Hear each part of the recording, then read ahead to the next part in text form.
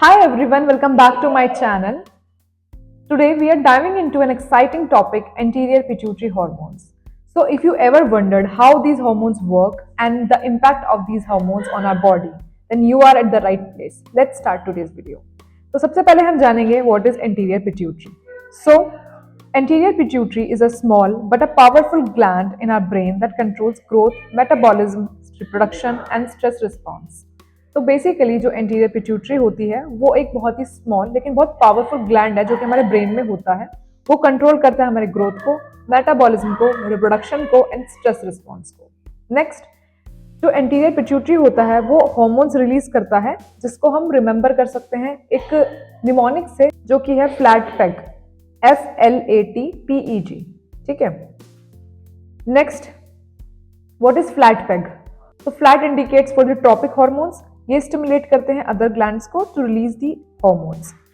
Next, peg hormone जो होते हैं वो हमारे डायरेक्ट हॉर्मोन्स होते हैं। ये डायरेक्टली एक्ट करते हैं हमारे टारगेट ऑर्गन्स पर। तो सबसे पहले हम जानेंगे what is tropic and what is direct hormones. हम बात करते हैं सिग्निफिकेंस की। The significance of tropic hormones versus direct hormones. Hormones released by anterior pituitary can be classified into two categories.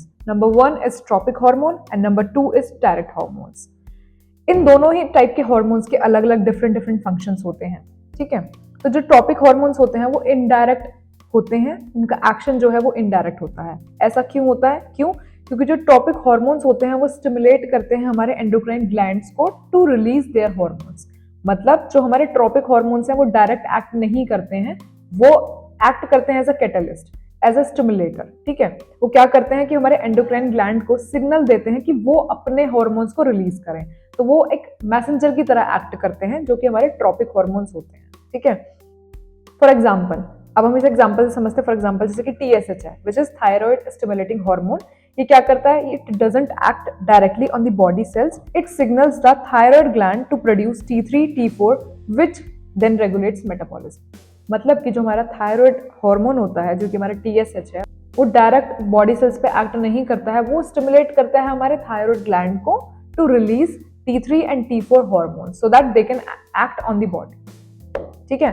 तो ये होते हैं हमारे ट्रॉपिक हार्मोन, जिसे कि हम बोल सकते हैं कि वो इनडायरेक्ट हार्मोन्स होते हैं, डायरेक्टली एक्ट नहीं करते हैं।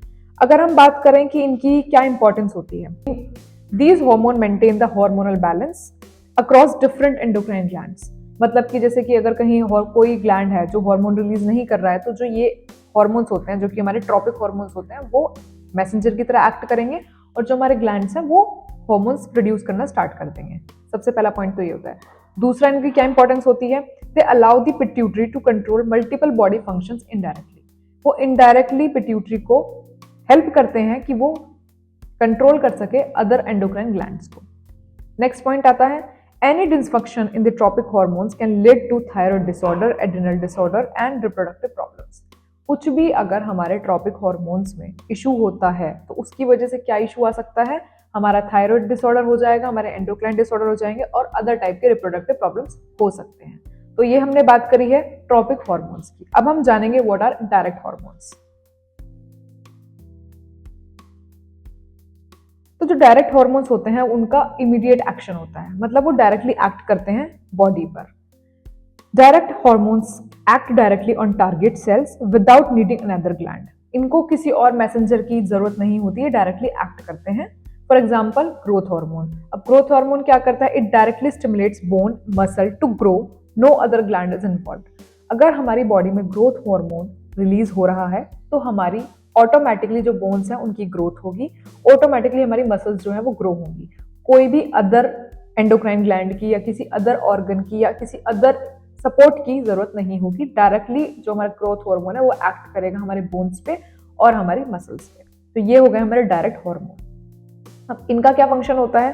They control vital function instantly like growth, lactation and pain relief. ये तीनों ही बहुत ही इंपॉर्टेंट फंक्शंस होते हैं ह्यूमन बॉडी के, growth, lactation and pain relief, जिसके लिए हमारे जो डायरेक्ट हार्मोन्स होते हैं वो बहुत ज्यादा वाइटल रोल प्ले करते हैं।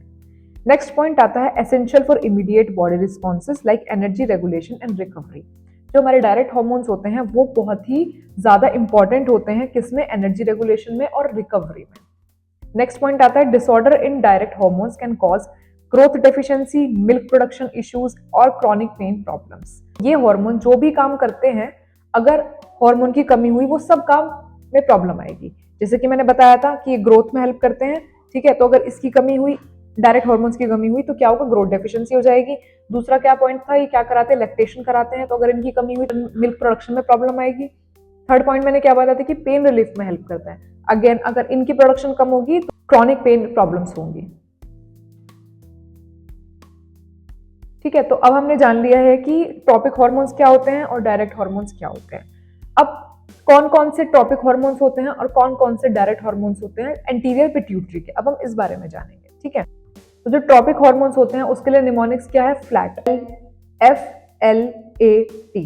ठीक है, तो F से कौन सा हार्मोन है हमारा, FSH, फॉलिकल स्टिमुलेटिंग हार्मोन। ये क्या करता है, स्टिमुलेट करता है हमारे एग और स्पर्म प्रोडक्शन को, मींस ये हमें सपोर्ट करता है रिप्रोडक्टिव हेल्थ में। ठीक है, दूसरा क्या था, L से क्या है हमारा, luteinizing hormone which trigger ovulation, testosterone production. ठीक है, A से हमारा क्या था, ACTH विच इज एडिनोकॉर्टिकोट्रोपिक हार्मोन। ये क्या करता है, स्टिमुलेट करता है हमारे एड्रिनल ग्लैंड को टू रिलीज दी कॉर्टिसोल। ठीक है, और फोर्थ वाला हमारा क्या हो गया, T which is for TSH, thyroid stimulating hormone, जो कि कंट्रोल करता है हमारे थायराइड फंक्शन को और मेटाबॉलिज्म को। तो ये थे हमारे ट्रॉपिक हार्मोन्स, जिसको हम याद करेंगे फ्लैट से। F stands for FSH, L stands for LH, A stands for ACTH, T stands for TSH।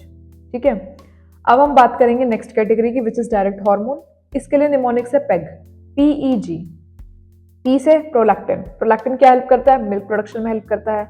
E से क्या हो गया हमारा, एंड्रोफिन हो गया, मतलब कि ये क्या करता है हमारा, ये नेचुरल पेन किलर होता है, मूड बूस्टर होता है। ठीक है, और G से हमारा क्या हो गया, ग्रोथ हार्मोन, उसको क्या हेल्प करता है, अगेन हम सबको पता है कि वो हमारी ग्रोथ में हेल्प करता है, बोन्स की भी और मसल्स की भी। ठीक है, तो ये थे हमारे दो तरह के हार्मोन्स जो कि anterior pituitary secret. So now it's time for the recap of this video. इस वीडियो में हमने जाने दो तरह के हार्मोन्स जो कि हमारे एंटीरियर पिट्यूटरी सीक्रेट होते हैं। Number 1 category is for tropic hormones, number 2 is for direct hormones.